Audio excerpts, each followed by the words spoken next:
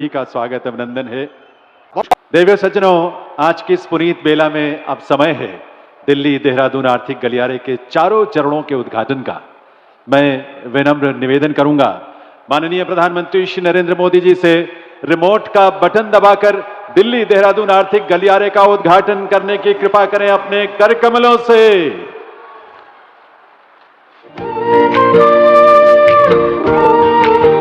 वो अभूतपूर्व है और अब आने वाले दिनों में पूरा विश्व भारत की एक और अभूतपूर्व पहल का साक्षी बनने वाला है।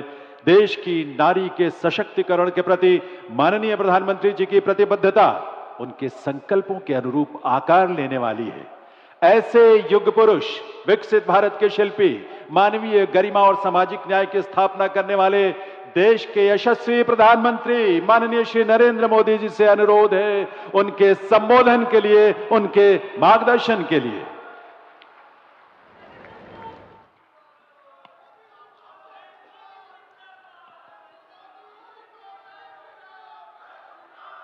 भारत माता की, भारत माता की, भारत माता की। उत्तराखंड के राज्यपाल गुरमत सिंह जी, यहां के लोकप्रिय और कर्मठ युवा मुख्यमंत्री पुष्कर सिंह धामी जी, केंद्रीय मंत्रिमंडल के मेरे साथी नितिन गडकरी जी, अजय टम्टा जी, टेक्नोलॉजी के माध्यम से जुड़े उत्तर प्रदेश के मुख्यमंत्री योगी आदित्यनाथ जी, गवर्नर आनंदीबेन, दिल्ली की मुख्यमंत्री रेखा गुप्ता जी, मंच पर उपस्थित प्रदेश भाजपा अध्यक्ष महेंद्र भट्ट जी, पूर्व राज्यपाल भगत सिंह कोश्यारी जी, पूर्व मुख्यमंत्री भाई रमेश पोखरियाल, विजय बहुगुणा जी, तीरथ सिंह रावत जी, त्रिवेंद्र सिंह रावत जी, उत्तराखंड सरकार के सभी मंत्रीगण, सांसद और विधायकगण और विशाल संख्या में पधारे मेरे प्यारे भाइयों बहनों, देवभूमि उत्तराखंड की इस पावन धरती पर आप सभी को मेरा प्रणाम। बहुत बड़ी संख्या में आए हुए पूज्य संतगण को भी प्रणाम। उत्तराखंड का प्यारा भूलों, भैबंदों, बावड़ी, भूलियों, शाना बुजुर्गों, आप सबूते नमस्कार। मेरो प्यारो दाजी भाई, दीदी बहनी, आमा बाबा सबई लाई मेरो तरफ देखी ठोक दिन छो। इस कार्यक्रम से टेक्नोलॉजी के जरिए भी दिल्ली, यूपी से अनेक लोग जुड़े हैं। मैं सभी का अभिनंदन करता हूं। सबसे पहले तो मैं आप सबकी क्षमा चाहता हूं।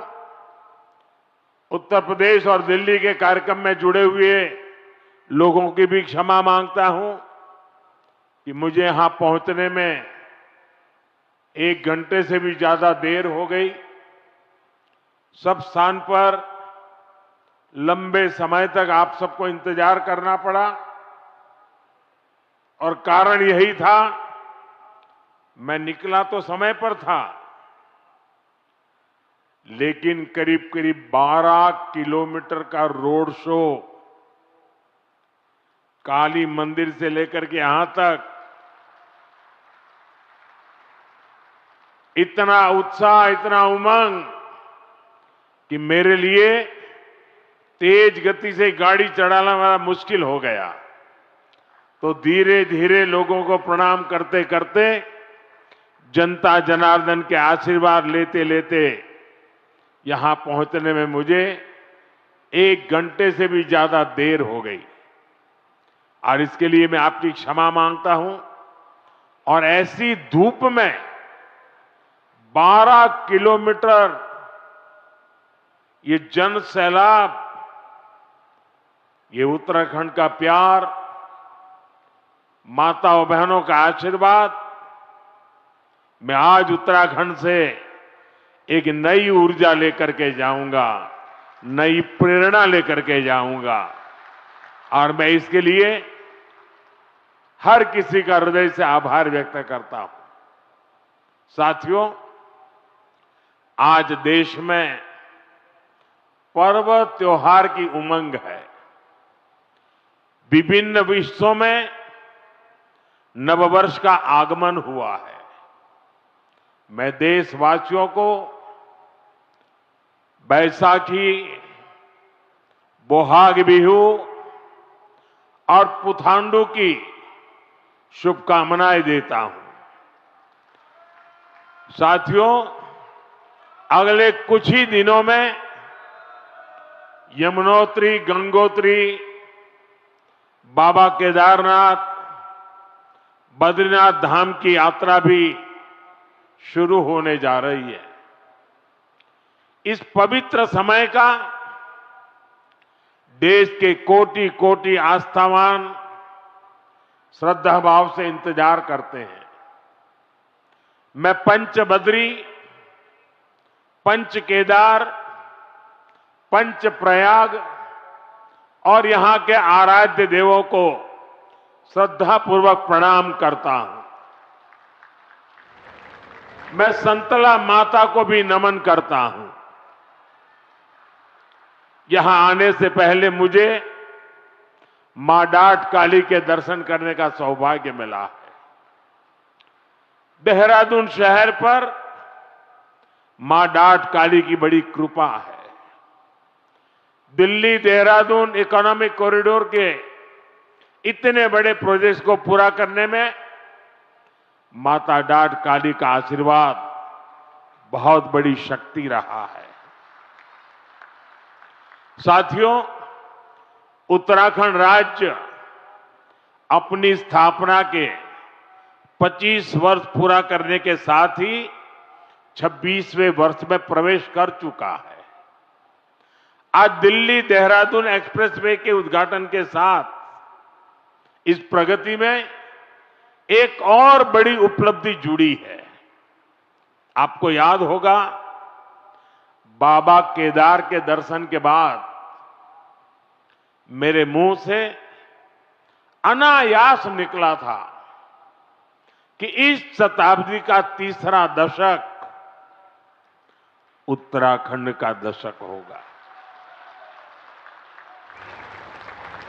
मुझे बहुत खुशी है कि डबल इंजन सरकार की नीतियां और उत्तराखंड के लोगों के परिश्रम से ये युवा राज्य विकास के नए आयाम जोड़ रहा है। ये प्रोजेक्ट भी उत्तराखंड के विकास को नई गति देगा। इस एक्सप्रेसवे का बहुत बड़ा हिस्सा यूपी से होकर गुजरता है। इससे गाजियाबाद, बागपत, बड़ौद, शामली और सहारनपुर जैसे अनेक शहरों को भी बहुत फायदा होगा। टूरिज्म के लिहाज से यह प्रोजेक्ट बहुत अहम है। मैं पूरे देश को इस प्रोजेक्ट की बहुत बहुत बधाई देता हूं। साथियों, आज डॉक्टर बाबा साहब आंबेडकर की जयंती भी है। मैं बाबा साहब को कोटि कोटि देशवासियों की ओर से श्रद्धांजलि अर्पित करता हूं। बीते दशक में हमारी सरकार ने जो नीतियां बनाई, जो निर्णय लिए, वो संविधान की गरिमा को पुनः स्थापित करने वाले रहे हैं। आर्टिकल 370 हटने के बाद आज पूरे देश में भारत का संविधान लागू है। जिन दर्जनों जिलों में माओवाद, नक्सलवाद खत्म हुआ है, वहां भी अब संविधान की भावना के अनुरूप काम हो रहा है। देश में समान नागरिक संहिता लागू हो, यह हमारे संविधान की अपेक्षा है। उत्तराखंड ने संविधान की इस भावना को आगे बढ़कर और उस भावना को आगे बढ़ाकर पूरे देश को राह दिखाई है। साथियों, बाबा साहब का जीवन गरीबों को, वंचितों को, शोषितों को न्यायपूर्ण व्यवस्था देने के लिए समर्पित था। हमारी सरकार आज उसी भावना के साथ हर गरीब, हर वंचित को सच्चा सामाजिक न्याय देने में जुटी है। और सामाजिक न्याय का एक बहुत बड़ा माध्यम देश का संतुलित विकास है। सबको सुविधा है, सबकी समृद्धि है। इसलिए ही बाबा साहब आधुनिक इंफ्रास्ट्रक्चर की, औद्योगिकरण की भरपूर वकालत करते थे। साथियों, भविष्य की दशा और दिशा क्या होगी, अक्सर लोग इसके लिए हाथ की रेखाओं को दिखाते हैं। जो भविष्यवेत्ता होते हैं ना, वो हस्तरेखाएं देखते हैं और हर व्यक्ति के भविष्य के विषय में बताते हैं। मैं इस विज्ञान को तो नहीं जानता हूं, लेकिन कहते हैं कि ये भी एक शास्त्र है। अब ये तो हो गई व्यक्ति के भाग्य की, जो उसके हाथ में रेखाएं हैं, उसकी बात। लेकिन मैं अगर इसी संदर्भ को राष्ट्र जीवन से जोड़ करके देखूं, तो राष्ट्र की भाग्य रेखाएं कौन सी होती है? राष्ट्र की भाग्य रेखाएं ये हमारी सड़कें होती हैं, हमारे हाईवे होते हैं, हमारे एक्सप्रेस वे होते हैं, एयरवे, रेलवे, वाटरवे, ये हमारे राष्ट्र की भाग्य रेखाएं होती है।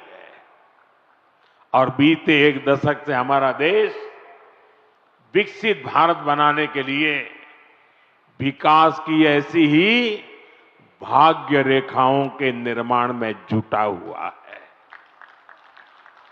ये विकास की भाग्य रेखाएं सिर्फ आज की सुविधाएं नहीं है, ये आने वाली पीढ़ियों की समृद्धि की गारंटी है। और ये मोदी की भी गारंटी है। बीते दशक से हमारी सरकार राष्ट्र के इन विकास रेखाओं पर अभूतपूर्व निवेश कर रही है। मैं आपको एक आंकड़ा देता हूं। अभी नितिन जी ने बहुत सारे आंकड़े सिर्फ उत्तराखंड से संबंधित बताए आपको। देखिए, साल 2014 तक ऐसे इंफ्रास्ट्रक्चर के लिए साल में पूरे देश में 2 लाख करोड़ रुपए भी खर्च नहीं होते थे। ये मैं पूरे हिंदुस्तान की बात बताता हूं। 2 लाख करोड़ भी नहीं होते थे। आज ये 6 गुना अधिक 12 लाख करोड़ रुपए से भी ज्यादा हो चुका है। यहां उत्तराखंड में ही 2.25 लाख करोड़ रुपए से अधिक के इंफ्रास्ट्रक्चर प्रोजेक्ट पर काम जारी है। 2014 के पहले पूरे देश के लिए 2 लाख करोड़, आज अकेले उत्तराखंड के लिए 2.25 लाख करोड़ रुपया। कभी उत्तराखंड के गांव में सड़क के इंतजार में पीढ़ियां बदल जाती थी। आज डबल इंजन सरकार के प्रयासों से अब सड़क गांव तक पहुंच रही है। जो गांव पहले वीरान पड़ गए थे, वो फिर से जीवंत हो रहे हैं। 4 धाम महामार्ग परियोजना हो, रेल परियोजनाओं का विस्तार हो, केदारनाथ और हेमकुंड साहिब रोपवे हो, विकास की ये रेखाएं इस क्षेत्र के कोने कोने में जीवन की भी भाग्य रेखाएं बन रही है। साथियों, 21वीं सदी का भारत आज जिस स्पीड और जिस स्केल पर काम कर रहा है, उसकी पूरी दुनिया चर्चा कर रही है। मैं आपको उत्तराखंड, पश्चिमी यूपी और दिल्ली का ही उदाहरण देता हूं। कुछ सप्ताह पहले ही दिल्ली मेट्रो का विस्तार हुआ, मेरठ में मेट्रो सेवा की शुरुआत हुई, दिल्ली मेरठ नमो भारत रेल देश को समर्पित की गई, नोएडा इंटरनेशनल एयरपोर्ट की शुरुआत हुई, हवाई जहाजों के लिए एमआरओ फैसिलिटी पर काम शुरू हुआ और आज देहरादून दिल्ली एक्सप्रेसवे शुरू हो रहा है। साथियों, इतने छोटे से रीजन में ये सब इतने कम समय में हो रहा है। कल्पना कीजिए देश में कितने बड़े पैमाने पर इंफ्रास्ट्रक्चर बन रहा है। और इसलिए मैं कहता हूं 21वीं सदी का भारत आधुनिक इंफ्रास्ट्रक्चर के जिस नए युग में प्रवेश कर रहा है वो अभूतपूर्व है, अकल्पनीय है। साथियों, आज भारत के अलग अलग हिस्सों को जोड़ने वाले अनेक इकोनॉमिक कॉरिडोर्स, उस पर काम चल रहा है। जैसे Delhi Mumbai industrial corridor, Bengaluru Mumbai industrial corridor, east coast economic corridor, Amritsar Kolkata industrial corridor, ऐसे बहुत से इकोनॉमिक कॉरिडोर देश में बनाए जा रहे हैं। इकोनॉमिक कॉरिडोर प्रगति के नए द्वार है, गेटवे हैं, डोर है और इनसे उम्मीदों की डोर भी जुड़ी हुई है। ये इकोनॉमिक कॉरिडोर सड़क के अलावा नए नए व्यापार कारोबार का मार्ग बनाते हैं। फैक्ट्रियों के लिए, गोदामों के लिए पूरा नेटवर्क, उसका आधार तैयार करते हैं। साथियों, देहरादून दिल्ली इकोनॉमिक कॉरिडोर से भी इस पूरे क्षेत्र का कायाकल्प होने जा रहा है। पहला फायदा तो यह है कि इससे समय बचेगा, आना जाना सस्ता और तेज होगा, लोगों का पेट्रोल डीजल कम खर्च होगा, किराया भाड़ा कम होगा और दूसरा बड़ा फायदा रोजगार का होगा। अब इसके निर्माण में 12,000 करोड़ रुपए खर्च हुए तो हजारों श्रमिकों को काम मिला है। साथ ही जो इंजीनियर है, अन्य स्किल्ड वर्कफोर्स है, ट्रांसपोर्ट है, उससे जुड़े साथी हैं, उनको भी बहुत बड़ी मात्रा में काम मिला है। किसानों और पशुपालकों की उपज भी अब तेज गति से बड़ी मंडियां और बड़े बाजारों तक पहुंचेगी। साथियों, इस शानदार एक्सप्रेसवे से उत्तराखंड के टूरिज्म को बहुत ही बड़ा फायदा देगा। देहरादून, हरिद्वार, ऋषिकेश, मसूरी और 4 धाम यात्रा के लिए ये सबसे प्रमुख मार्ग बनेगा। और हम सभी जानते हैं, जब टूरिज्म का विकास होता है तो हर कोई कुछ न कुछ कमाता है। होटल हो, ढाबे वाले हो, टैक्सी हो, ऑटो हो, होम स्टे हो, सबको इसका फायदा होता है। साथियों, मुझे खुशी है कि आज Uttarakhand winter tourism, winter sports और मेड इन इंडिया शादी के लिए बहुत बेहतरीन डेस्टिनेशन बनता जा रहा है। साथियों, उत्तराखंड की अर्थव्यवस्था के लिए 12मासी पर्यटन बहुत जरूरी है और इसलिए मेरा सर्दियों में होने वाली धार्मिक यात्राओं को लेकर बहुत आग्रह रहा है और मुझे खुशी है कि हर साल इन यात्राओं में लोगों की संख्या बढ़ रही है। आपको याद होगा मैं 2023 में आदि कैलाश और ओम पर्वत की यात्रा पर गया था। पहले बहुत जाता था, बीच में बिल्कुल जा नहीं पाया। कई वर्षों के बाद मैं गया और मुझे मुख्यमंत्री जी बता रहे थे, गवर्नर साहब बीच में आए, वो भी बता रहे थे कि 2023 में मैं वहां गया और उसके बाद बहुत बड़ी संख्या में श्रद्धालु वहां जा रहे हैं। पहले वहां कुछ 100 लोग ही सर्दियों में यात्रा के लिए जाते थे। साल 2025 में करीब करीब 40,000 से अधिक लोगों ने इन पवित्र स्थानों की यात्रा की। कभी 1,000 नहीं होते थे, अगर 40,000 पहुंचते हैं तो यहां के लोगों की रोजी रोटी की कितनी बड़ी ताकत आ जाती है। इसी तरह 2024 में शीतकालीन चारधाम यात्रा में करीब 80,000 श्रद्धालु आए थे। 2025 में यह संख्या 1.5 लाख पार कर चुकी है। साथियों, हम ऐसा विकसित भारत बनाने में जुटे हैं जहां प्रगति भी हो, प्रकृति भी हो और संस्कृति भी हो। और इसलिए आज होने वाले हर निर्माण को इन्हीं त्रिवेणी, प्रगति, प्रकृति और संस्कृति की त्रिवेणी, इन्हीं मूल्यों के आधार पर विकसित किया जा रहा है। इंफ्रास्ट्रक्चर से इंसानों को भी सुविधा हो और वहां रहने वाले वन्य जीवों को भी असुविधा न हो, ये हमारा प्रयास है। और इसलिए ही इस एक्सप्रेस वे पर करीब 12 किलोमीटर लंबा एलिवेटेड वाइल्ड लाइफ कॉरिडोर भी बनाया गया है। हाथियों को भी असुविधा न हो, इसका भी ध्यान रखा गया है। वैसे साथियों, मैं आज देश भर के सभी पर्यटकों और तीर्थयात्रियों से भी एक आग्रह करना चाहता हूं।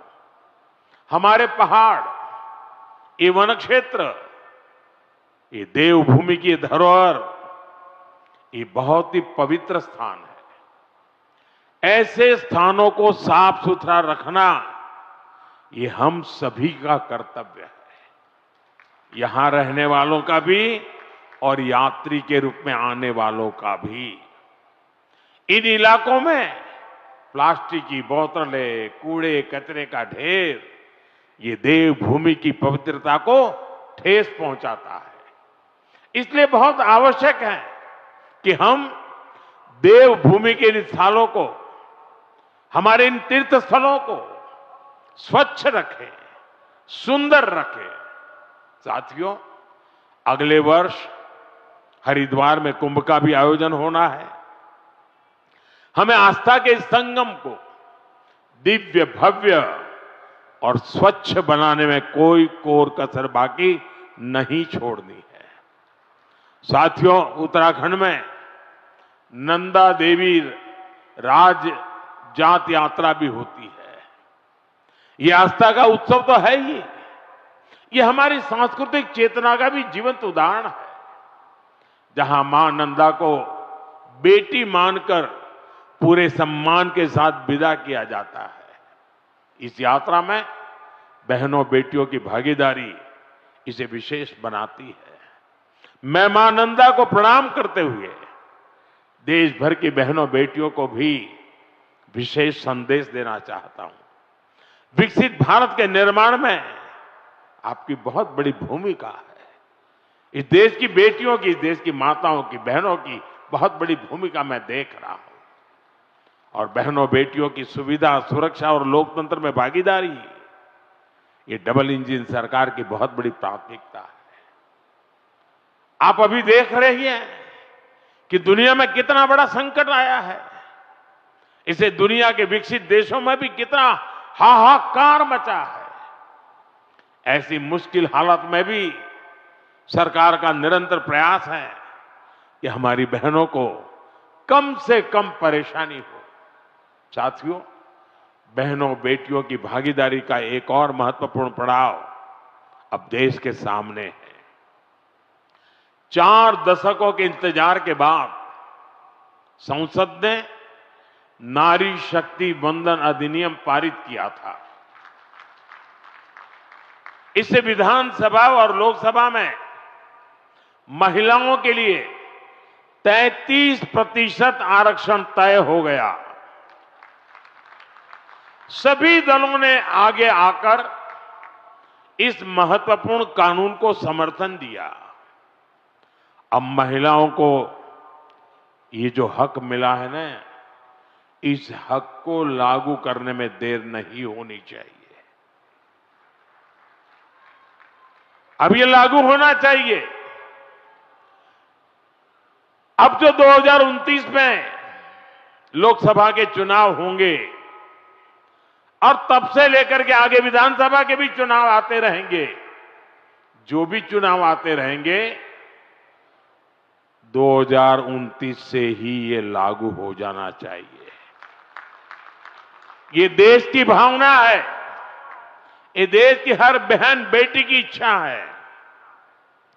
मातृशक्ति की इसी इच्छा को नमन करते हुए 16 अप्रैल से संसद में विशेष चर्चा तय की गई है। देश की बहनों बेटियों के हक से जुड़े इस काम को सभी राजनीतिक दल मिलकर के सर्वसम्मति से आगे बढ़ाएं, उसको पूरा करें। और मैंने आज देश की सभी बहनों के नाम एक खुला पत्र लिखा है। सोशल मीडिया में शायद ये मेरा पत्र आप तक पहुंचा होगा। हो सकता है टीवी और अखबार वाले भी इस पत्र का जिक्र करते होंगे। मैंने बड़े आग्रह के साथ देश की माताओं बहनों को इस कार्य में भागीदार बनने के लिए निमंत्रित किया है। मुझे पक्का विश्वास है कि पत्र मेरे देश की माताएं बहनें जरूर पढ़ेगी, एक एक शब्द पर मनन करेगी और इतना बड़ा पवित्र कार्य करने के लिए 16, 17, 18 को संसद में आने वाले सभी सांसदों को उनके आशीर्वाद भी मिलेंगे। मैं आज देवभूमि से देश के सभी दलों से फिर अपील करूंगा कि नारी शक्ति वंदन अधिनियम में संशोधन का जरूर समर्थन करें। 2029 में हमारे देश की 50% जनसंख्या हमारी माताएं बहनें हमारी बेटियां, उनको उनका हक हम देके रहे। साथियों, मैं उत्तराखंड आऊं और फौज की बात ना हो तो बात अधूरी ही रहती है। मैं गढ़ी कैंट, ये सभा स्थल, ये उत्तराखंड की महान सैन्य परंपरा का प्रमाण है। यहां पास ही देश की रक्षा सुरक्षा से जुड़े कई संस्थान हैं। 1962 की लड़ाई में शहीद जसवंत सिंह जी रावत जी के शौर्य को देश कभी भुला नहीं सकता। साथियों, सेना के सामर्थ्य को सशक्त करना हो या हमारे सैनिक परिवारों की सुविधा और सम्मान हो, हमारी सरकार इसके लिए निरंतर प्रयासरत है। वन रैंक वन पेंशन के माध्यम से हमारी सरकार ने अब तक करीब 1.25 लाख करोड़ रुपए पूर्व फौजियों को उनके खाते में जमा कर दिए हैं। उत्तराखंड के भी हजारों परिवारों को इसका लाभ मिला है।